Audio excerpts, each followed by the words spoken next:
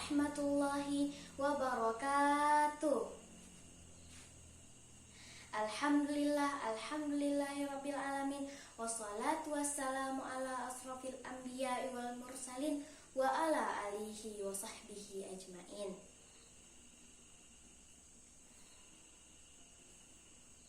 Pertama-tama dan yang paling utama, marilah kita panjatkan puji beserta syukur kehadirat Allah Subhanahu wa Ta'ala, yang mana pada hari ini kita masih diberi kesehatan dan waktu luang untuk menghadiri acara yang berbahagia ini.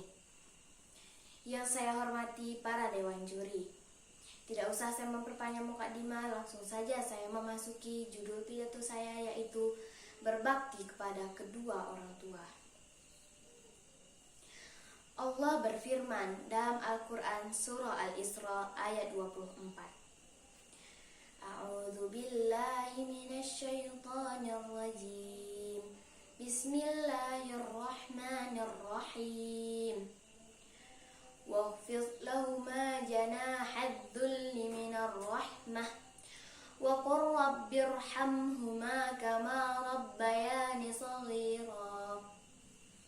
Yang artinya, rendahkanlah dirimu di hadapan keduanya dengan penuh kasih sayang, dan katakanlah, ya Tuhanku, sayangilah kedua orang tuaku sebagaimana mereka mendidikku di waktu aku kecil.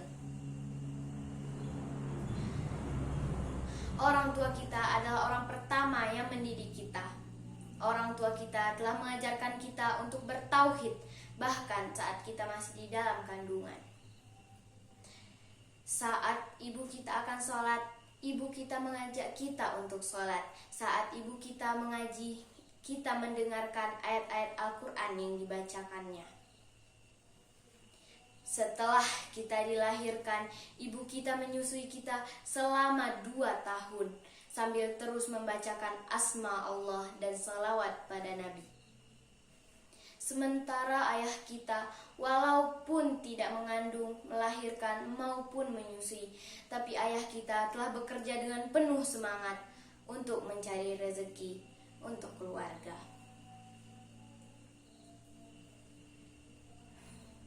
Orang tua kita telah banyak mengorbankan waktu, tenaga, dan harta demi pendidikan kita. Dan tak lupa pula mereka mendoakan kita agar kelak kita bisa menjadi manusia yang bertakwa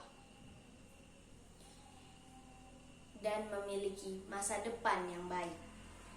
Saking luar biasanya doa kedua orang tua kita, Nabi besar kita, Nabi Muhammad SAW bersabda,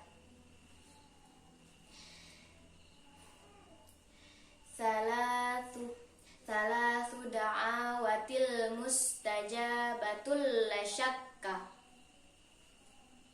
fihinna da'watul walidi wa da'watul musafiri wa da'watul mazlumi. Yang artinya, ada 3 doa mustajab yang tidak diragukan lagi. Yang pertama, doa kedua orang tua kita. Yang kedua, doa orang yang safar atau berperjalanan. Yang ketiga, doa orang yang terzalimi. Jadi jangan sekali-kali. Apakah teman-teman tahu?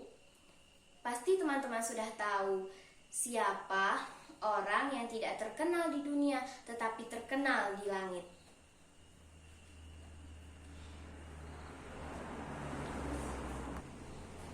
Ya, benar. Dia adalah Uwais Al-Qarni. Mengapa dia terkenal di langit? Ya, itu adalah karena baktinya kepada ibunya. Suatu hari, Uwais adalah seorang pemuda yang taat agama. Ia adalah orang yang tidak berpunya atau bisa dibilang miskin.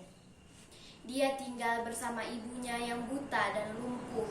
Suatu hari ibunya memanggilnya. Uwais, anakku, ibu merasa usia ibu sudah tidak lama lagi. Tidak ibu, mengapa ibu mengatakan seperti itu? Apa yang ibu inginkan, katakan saja. Insya Allah akan kulakukan apa yang ibu minta. Uwais anakku, sebelum waktu itu datang, ibu ingin sekali pergi ke rumah Allah. Uwais pun berkata, insya Allah ibu, aku akan membawa ibu ke sana, bagaimanapun caranya. Alhamdulillah, terima kasih ya nak. Uwais sangat bingung. Dia biasanya orang pergi ke Mekah menaiki unta, tetapi seekor domba pun ia tak punya, apalagi seekor unta. Akhirnya dengan uang yang ia miliki, ia membeli seekor kambing. Setelah itu, ia menggendong kambing kecil tersebut naik turun gunung. Orang-orang yang melihat perilaku Uwais tertawa. Uwais terus melakukannya. Musim berhaji pun telah tiba. Sekarang kambing milik Uwais sudah sangat gemuk.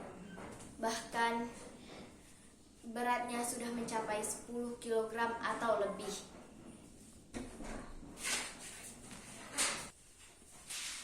Lalu tanpa diduga dan tanpa disadari orang-orang, ternyata niat Uwais menggendong kambing itu setiap hari naik turun gunung adalah agar ia bisa menggendong ibunya pergi ke Mekah.